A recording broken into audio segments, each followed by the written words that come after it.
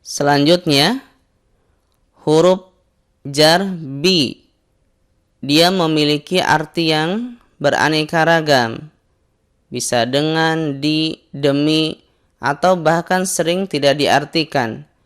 Dan untuk mengetahui ini, kita harus memperhatikan susunan kalimat dan konteks pembicaraannya. Bisa dibaca contoh-contoh di bawah. Selanjutnya huruf fa memiliki arti maka, lalu, atau kemudian. Ya, tinggal kita pilih-pilih mana terjemah yang sesuai dengan susunan kalimat.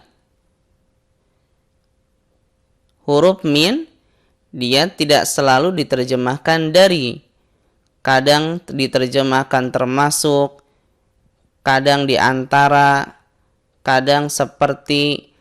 Jadi pahami dulu kalimatnya, kira-kira mana terjemah yang cocok. Huruf an ada dua arti, dari dan tentang. Pilih terjemah yang cocok dalam kalimat. Huruf la ada tiga arti, tidak, jangan, tidak ada. Tidak, ini yang paling banyak digunakan. Setelahnya biasanya fi'il mudhari'. Kalau terjemah tidak ada, setelahnya adalah bentuk isim. Kalau jangan, setelahnya adalah fi'il mudhari' yang jazm atau sukun. Dan biasanya cirinya adalah kata ganti orang kedua, kamu atau kalian. Selanjutnya, lamma. Bisa arti ketika dan belum. Tapi di dalam teks yang paling banyak adalah arti ketika. Dengan ciri setelahnya adalah fi'il madhi. Adapun arti yang belum ini jarang ditemukan di dalam teks. Dan setelahnya adalah fi'il mudhari'. Selanjutnya adalah waw. Wa ada arti dan, demi, dan di dalam teks lebih banyak adalah arti dan. Jarang bermakna demi, kecuali di Al-Quran, di surat-surat yang ada di juz ammah. Selanjutnya, huruf ma yang sangat banyak di dalam teks. Ada arti apa yang, apa saja, tidak, dan alangkah. Yang pertama, apa atau apa yang. Sebagai kata tanya di awal kalimat.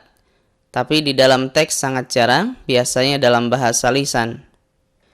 Selanjutnya, apa yang. Ini yang sangat banyak.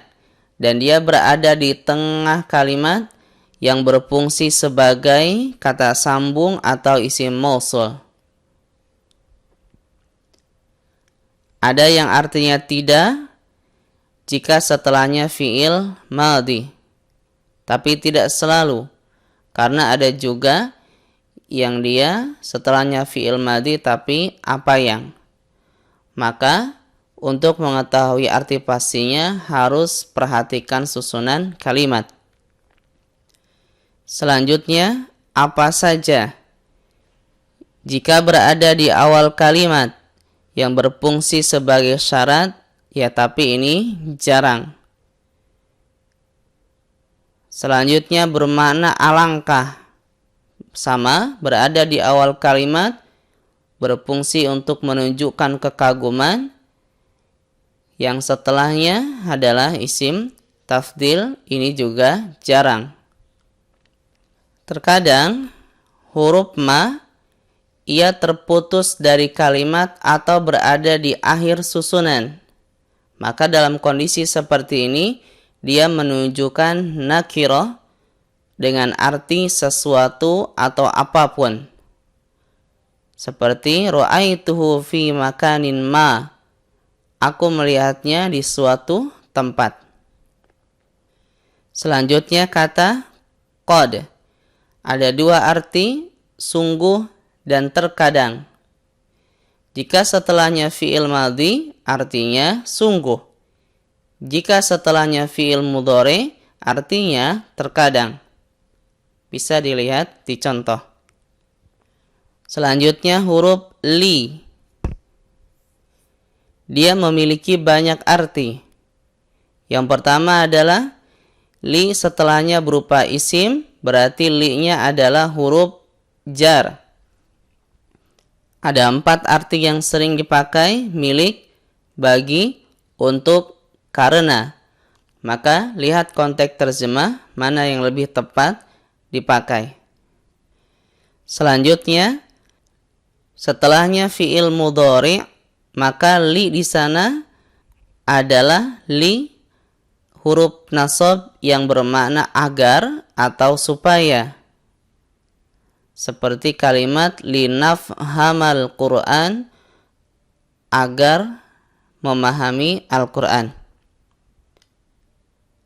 Kadang setelah fi'il mudhari, li-nya adalah li bermakna hendaklah, yang termasuk huruf jazm, tetapi ini susunannya sangat jarang.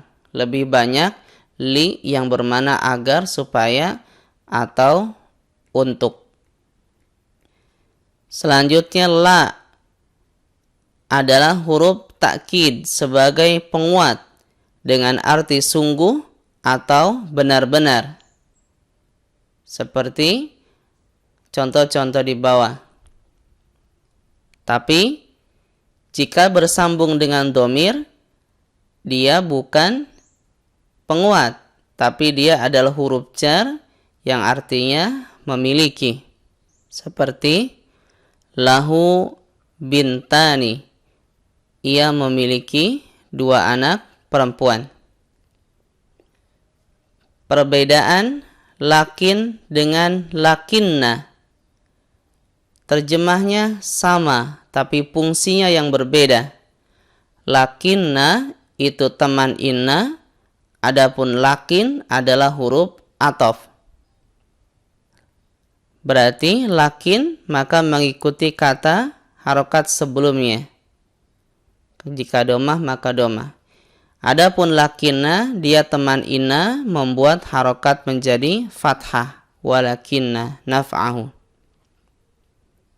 Selanjutnya berkaitan cara terjemah alal wajhi, lebih sering diterjemahkan sesuai bentuk atau dengan bentuk, bukan arti di atas wajah. Kemudian kata min ghairi bi ghairi bila lebih sering diartikan tanpa. Kemudian alaika yang aslinya adalah kata atas kamu, tapi jika berada di awal kalimat dia berfungsi sebagai perintah dengan arti hendaklah atau harus. Ya, tapi ini susunan sangat jarang. Selanjutnya kata iya memiliki 2 arti. Yang pertama hanya kepada, jika setelahnya adalah kata kerja.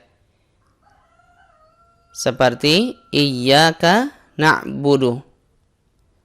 Tetapi jika setelahnya adalah isim dan huruf waw, maka artinya adalah jauhi atau janganlah, karena berfungsi sebagai peringatan. Seperti iyyaka wal kadziba, bermakna jauhilah olehmu dusta. Pola ini yang sangat banyak digunakan oleh Nabi SAW di dalam hadis-hadisnya. Imma ada kalanya, amma artinya adapun. Perbedaan terjemah inna dan innama.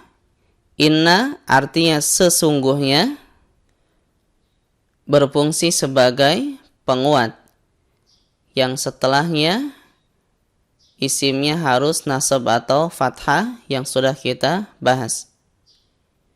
Adapun innama artinya adalah sesungguhnya titik-titik hanya, karena dia berfungsi sebagai pembatasan dalam bahasa.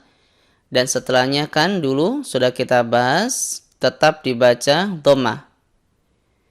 Innama waliyukumullah, sesungguhnya penolong kalian hanya Allah subhanahu wa ta'ala.